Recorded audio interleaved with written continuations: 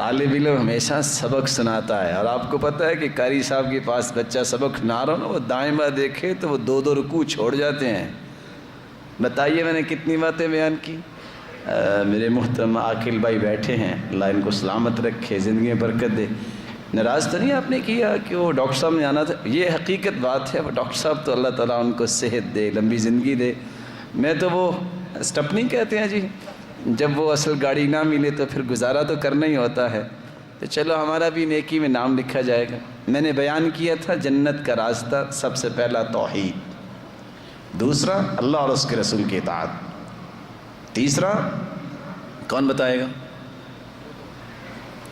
خوف خدا، اور چوتھا علم کو سیکھنے کے لیے گھر سے نکلنا، اور پانچواں استقامت اختیار کرنا، ڈٹ جانا دین پہ، اور سمجھنا اس سے بڑی عظمت کوئی ہے ہی نہیں۔ اس لیے اللہ رب العزت فرماتے ہیں ان الذين قالوا ربنا الله ثم استقاموا فلا خوف عليهم ولا هم يحزنون أولئك أصحاب الجنة۔ اللہ کو رب ماننے والے، پھر اس پہ ثابت قدمی اختیار کرنے والوں کو نہ دنیا میں کوئی غم ہوتا ہے، نہ آخرت میں وہ غمگین ہوں گے، نہ ان کو خوف ہوگا۔ خوف کیوں ہوگا؟ کیونکہ یہ ہیں ہی جنتی، یہ تو ہیں ہی جنتی۔ جنت میں بھی اگر خوف ہے تو پھر سکون کہاں ہوگا اور امن کہاں ہوگا؟ اور کیسے یہ جنت میں جائیں گے؟ جزاء بما كانوا يعملون، جو عمل کیا انہوں نے، ثابت قدمی اختیار کی، اس وجہ سے ہی ان کو اللہ نے جنت دی۔ آج ایک نہیں لاکھوں فتنے معاشرے کے اندر موجود ہیں، دین سے ہٹانے کے لیے، دین سے دور کرنے کے لیے، رواج کے نام پہ، رسم کے نام پہ، معاشرے کی جو کامن بانڈز ہیں اقدار کے نام سے، اور سویلائزیشنز ہیں اس کے نام پہ نہیں جی۔ اس وقت کرنٹ ایشوز یہ چل رہے ہیں، اس کے مطابق چلنا چاہیے۔ کیا کریں، مجبوری یہ ہے، نیو ٹریڈیشنز یہ ہیں، اب نیو جنریشن یہ چاہتی ہے۔ ارے میرے بھائی سوچو، تیرا رب کیا چاہتا ہے؟ تیرا رب کیا چاہتا ہے؟ تمہیں یاد ہو آسیہ علیہ الصلاۃ والسلام کی بات، تم نے سورہ تحریم کے دوسرے رکوع کا کبھی ترجمہ اور تفسیر پڑھ کے دیکھی؟ 4,000 خادم انگلی کے اشارے پہ تڑپنے والے، ملکہ فرعون کے گھر میں، لیکن کس طرح پائے حقارت سے ٹھوکر ماری۔ کیا کہا؟ رب کی رضا چاہیے، بادشاہی کرنی چاہیے۔ کیسا گھر ہوگا فرعون کا؟ ذرا تھوڑا سا اندازہ تو کیجیے، کمپیریٹیولی چیک کیجیے آج کل کے بادشاہوں اور فرعون کے گھروں میں کتنا فرق ہوگا۔ وہ تو بادشاہ نہیں تھا نا، وہ تو کہتا تھا انا ربکم الاعلی، میں تو رب ہوں، بادشاہ کی تو بات ہی نہیں کرتا تھا وہ۔ لیکن کیوں ٹھوکر ماری؟ قرآن کہتا ہے رب ابن لی عندک بیتا فی الجنہ۔ آج جہاں بھی کوئی نئی کالونی بن رہی ہوتی ہے وہاں پلاٹ لے لیتے، یہ نہیں دیکھتے پڑوسی کون آئے گا، کہتے ہیں پہلے گھر بناؤ پڑوسی بن جائے گا۔ لیکن آسیہ کیا کہہ رہی ہیں؟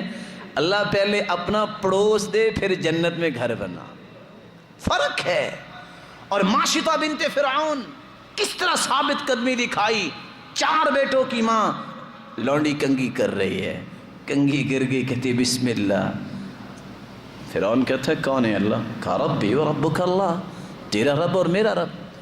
کہا باز آ جاؤ، میں رب ہوں، میں کیا کروں گا تم جانتی ہو۔ کہا جو مرضی ہو جائے، اپنے رب کو نہیں چھوڑ سکتی۔ کیا ہوا؟ تپتے تیل میں 1، 2 اور 3 بچوں کو پھینک دیا گیا اور تیل میں تیل بنا دیا۔ وہی ثابتۃ علی دینہا، اور وہ اپنے دین پہ ثابت قدم ہے۔ جب اس بچے کو پکڑ کے پھینکا، جس کے ہونٹوں پہ بھی ماں کا دودھ لگا ہوا تھا، تو ماں کی ممتا تڑپتی ہے. آخر ماں پریشان ہوئی، اور وہ 9 بچے جنہوں نے ماؤں کی گود میں گفتگو کی تو ان میں سے ایک بچہ یہ بھی ہے جس نے بول کے کہا تھا اصبری یا اماں فإنکی علی الحق، میری ماں صبر کرنا، تو حق پہ ہے، اور حق والے بے صبرے نہیں ہوتے، حق والے صبر کیا کرتے ہیں. اس لیے صحیح الجامع کی روایت ہے ان من ورائکم زمان صبر، ایک وقت آنے والا ہے جس صبر کا زمانہ آئے گا، تانے سننے پڑیں گے. آج کسی بھائی کو اللہ توفیق دے دینا تو وہ اللہ کے رسول کی سنت رکھ لے تو لوگ کہتے ہیں یہ مولوی بن گیا ہے، تو وہ بیچارہ پریشان ہو جاتا ہے مجھے مولوی کہہ دیا. ارے مولوی کہا ہے نا، انہوں نے یہودی تو نہیں کہا، ارے انہوں نے عالم کہا ہے نا، علم والا کہا ہے نا، انہوں نے کوئی اور بات تو نہیں کی. وہ اللہ کے رسول کے زمانے میں جو صراط مستقیم اختیار کرتا تو لوگ کہتے صبوتا، صابی بن گئے ہو. آج کوئی صراط مستقیم اختیار کر لے تو کہتے ہیں اہبوتا، وہابی بن گئے ہو. وزن ایک ہی ہے، صراط مستقیم. الحمدللہ کالقابض علی الجمر، ایک وقت آنے والا ہے حق کو اختیار کرنے والا ایسا ہوگا جیسے اس نے کسی آگ کے انگارے کو ہاتھ ڈال دیا ہے. اور یہ آگ کا انگارہ دنیاوی نہیں کہ بجھ جائے گا، یہ حدیث کے الفاظ ہیں، اور رسول اللہ صلی اللہ علیہ وسلم نے فرمایا مستقل آزمائش. جیسا انسان کا بنایا ہوا پانی کا سسٹم تو ختم ہو جاتا ہے، کبھی چشمہ بھی ختم ہوا ہے، فرق ہے نا. لیکن آگے کیا فرمایا للمتمسک فی اجر 50 شہیدن، جو ایسے معاشرے میں بھی اپنے آپ کو دین پہ قائم رکھتا ہے ساری باتیں سننے کے باوجود، فرمایا اس کو 50 شہیدوں کا اجر نصیب ہوگا. یہ بات سنتے ہی صحابہ نے سوال کر دیا سرتاج رسول، ہم میں سے 50 یا اس معاشرے کے 50 لوگ اگر جان کا نذرانہ پیش کریں؟ فرمایا منکم، 50 صحابہ اگر جام شہادت نوش فرمائیں تو جتنا مقام و مرتبہ نصیب ہوگا اتنا فتنے کے دور کے اندر صبر کے زمانے میں دین پہ ڈٹ جانے والے کو قیامت کے دن اتنا ہی مقام نصیب ہوگا. ایک چھوٹی بات ہے، 4 تانے مل گئے پھر کیا ہوا، کچھ 4 گالیاں مل گئی پھر کیا ہوا، نہ کان گرتا ہے، نہ بازو ٹیڑھا ہوتا ہے، نہ انگوٹھا گرتا ہے، کچھ بھی نہیں ہوتا. سن لے، صبر کر لے، کیا ہوگا.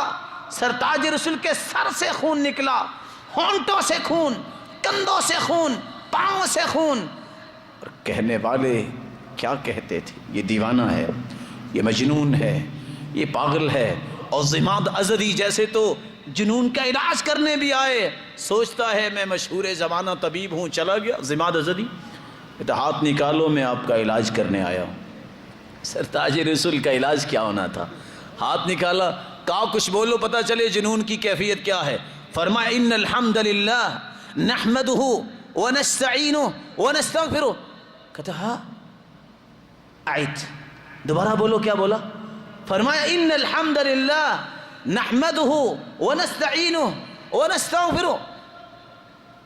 تو یہ کلام دیوانوں کی کلام نہیں ہے، علاج تو کرنے آیا ہوں، دیوانہ تو میں خود ہوں. ہاتھ نکالیے اشہد ان لا الہ الا اللہ، میں اپنا علاج کروا لوں.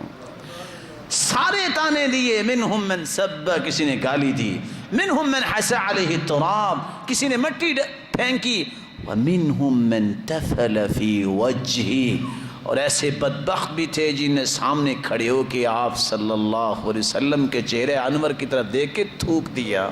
اور ایسے بھی تھے جنہوں نے یہ کہہ دیا تھا کہ یہ حلال کی اولاد نہیں ہے، اور اللہ کے رسول کو یہ کہنا پڑا وَلِدْتُ مِن نِكَاحٍ لَا مِن صِفَاحٍ مِن لَدُنْ آدم، میں حلال کی اولاد ہوں اور آدم سے لے کے میرے باپ تک میرا نسب نامہ پاک صاف ہے.